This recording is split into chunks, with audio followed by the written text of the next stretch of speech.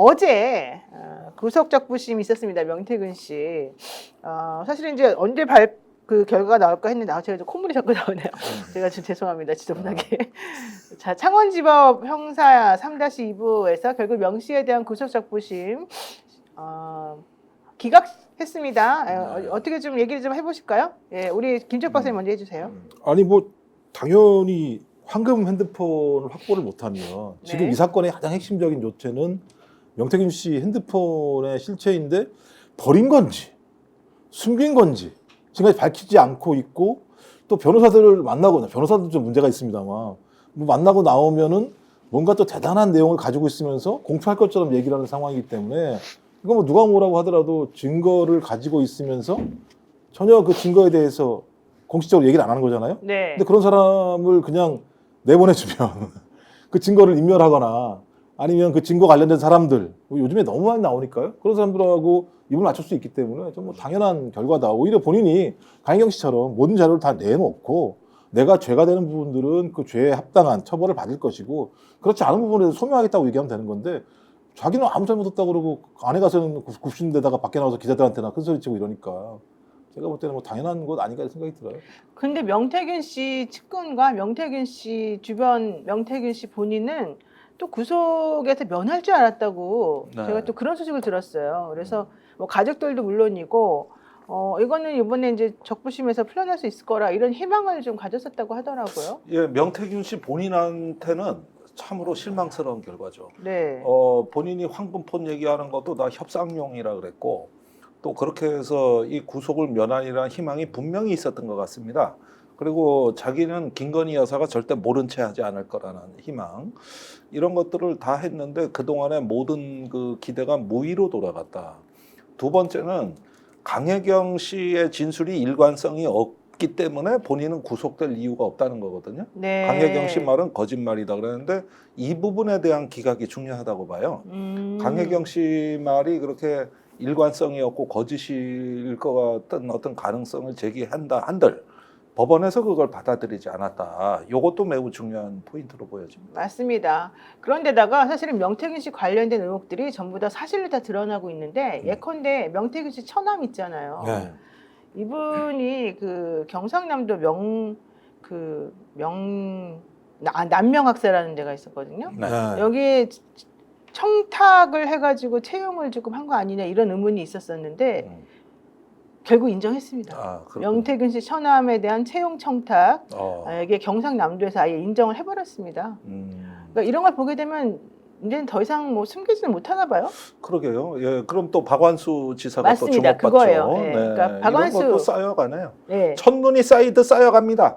그러니까 박완수 경남지사 쪽에 원래 친했다고 그랬잖아요. 박완수 지사도 만들어줬다고 본인이 그렇죠. 계속 얘기를 해왔고 그렇기 때문에 자신의 처남 등에 대한 채용을 청탁했다 이런 의혹이 이제 지난번에 제기가 됐었는데 이게 KBS에서 단독으로 지금 좀 전에 나왔습니다. 네, KBS에서 이제 확인을 해보니까 면접위원들이 당시에 그 명태균 씨의 처남 등에게 면접 최고 점수를 몰아줬대요. 그래서 압도적으로 1등을 시켜줘가지고 경상남도에서 결과적으로는 채용 청탁이 있었다는 걸 인정을 해버렸다. 아니 요즘 KBS가 왜 그러죠? 웬일이래? KBS가 저한테도 맨날 우리 열심히 하고 있어요. 위에서 우리를 아무리 눌러도 우리 기자들은 정말 열심히 하니까 좀 도와주세요 이래요. 아래는 살아있구나. 네. 난 그런 게 아주 신선해 보여. 더 이상 아니, 박정보 멤버 아래서 했더라도 데스크에서 끊어서 잘라버리면 기사가 못 나오는 거잖아요. 그럼 그렇죠. 자기들 여기서 싸운다는 얘기인데 맞아요, 그거예요. 좀 미리 싸우지. 아니, 아니 뭐 이제 싸우니까 지금 와서는 네, 싸우니까 큰 연대로 가야죠. 뭐. 예. 이게 원래 강혜경 씨가 증언한 내용이었어요. 남명학사의 네. 맞아, 옛날에 기사가 이제 나왔던 것 같아요. 맞아요, 관련해서는. 그거예요. 아니 어쨌든 시인을 했다는 건 큰 진전입니다. 맞습니다. 이게 지난해 5월 명태균 씨의 처남 이모 씨와 김영선 전 의원의 선거 캠프 관계자 박모 씨가 취업을 경상남도 산하기관이 위탁 관리하는 대학생 기숙사 남명학사에 취업을 했는데 이게 바로 박완수 경남지사에게 청탁한 결과라는 게 강혜경 씨의 증언이었습니다. 그랬는데 여기에 대해서 당시에는 다 아니다라고 부인을 했었었는데 결과론적으로 명 씨의 처남 이 씨는 특히 가산점을 받는 자격증이나 이런 기숙사 관련 근무 경력이 없었음에도 1등을 했고요. 심사위원 5명 가운데 4명의 최고점을 줘서 지원자 중에서 유일하게 90점대를 맞았고요. 또 아까 말씀드린 김영선 전 의원의 측근 박 씨, 이 사람도 11명 가운데 최고점을 받았대요. 박한수 경남지사가 결국에는 이제 인정을 한 셈이어서 감사를 준비 중에 있답니다. 네. 그럼 이제 이 논리를 대로라면 명태균이 여론 조작을 시키고 여론 조작을 통해서 공천을 만들면 거기서 끝나는 게 아니라 본인 말대로 나는 돈 안 받아. 난 그렇게 안 한다고 그런 게 아니라 꼭 대가를 받은 일들이 벌어진 거니까 앞으로도 모든 사안과 관련해서 여론 조작이나 그다음에 공천 개입도 있습니다만 어떤 대가가 오가는지 일단 뭐 창원 산당 같은 경우도 그 케이스랑 유사하다고 볼 수 있지 않겠습니까? 여러 가지 측면에서. 맞습니다. 네. 게다가 이제 우리 뭐 자연스럽게 연결될 수밖에 없는데 조은희 서초갑 국회의원 같은 네. 경우에도 명태균 씨가 본인이 뭐 힘을 써줘가지고 결국 국회의원을 만들어줬다고 오늘 민주당에서 이 녹취록도 터뜨렸지 않습니까? 네. 그랬는데 조은희 의원은 아니다 부인도 했고 또 시의원 자리 2개 중에 하나를 줄 테니까 뭐 명태균 씨 아는 사람 아무나 추천해라 이래가지고 한 명이 원래 신청했다가 이제 경선에서 떨어졌다는 얘기 나왔는데 여기에 대해서도 조은희 의원은 그런 사실 없고 그냥 경선 공정하게 했을 뿐이다 뭐 이런 얘기를 했거든요. 근데 이 남명학사 얘기 들어봐도 조금 의심스러운 부분이 있지 않습니까? 네. 사실 그 서초에서의 시의원 공천은 실제로 대구 쪽에서 활동 중이던 분이 공천 신청을 했습니다. 맞아요. 그러니까 이걸 믿고 했는데 뭔 일이 잘못돼서 안 된 건 맞지만 그렇다고 해서 없던 말은 아니에요. 그러니까 대구에서 실제 활동하던 분이 왜 서초울에 서울시 의원 공천 신청을 합니까? 그러니까 여기서도 그러네. 성공 여부와 관계없이 무언가 작동하는 논리가 발견이 되고 네. 무엇보다도 조은희 의원 같은 경우는 이건 뭐랄까 절대로 우리가 상식적으로 공천이 될 수 없는 아주 명확한 케이스입니다. 아니 현직 구청장이 그만두고 옷 벗고 총선 출마한다 그러면은 대다수 거의 모든 당이 아마 20% 30% 페널티를 주게 돼 있거든요.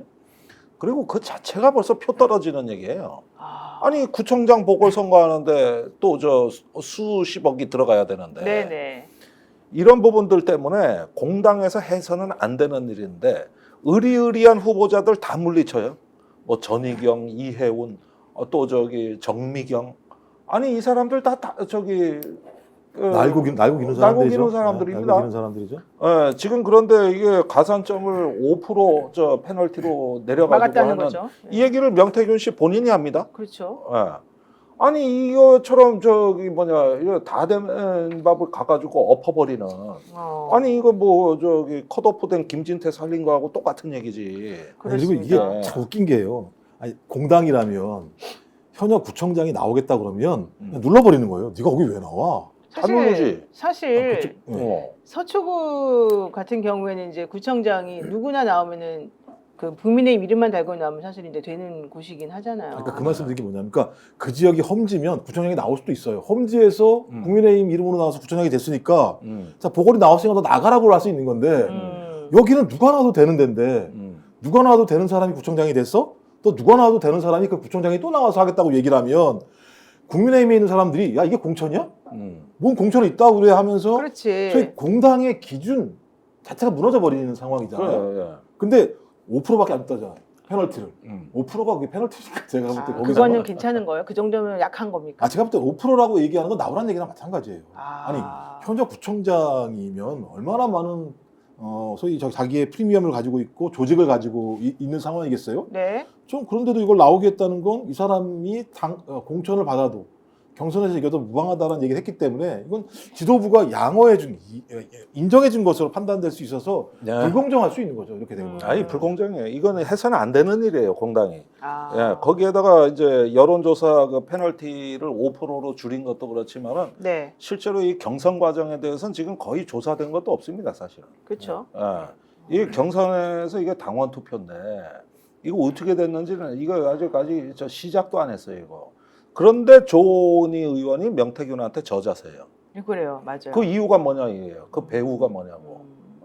이걸 이제 캐다 보면은 경선 과정을 조사할 수밖에 없죠. 스픽스는 말하는 언론입니다. 대세는 유튜브, 그중에서 스픽스. 좋아요, 댓글, 구독, 알림 설정. 여러분이 저희를 사랑해 주시고 우리가 여러분을 사랑하는 4가지 방법입니다.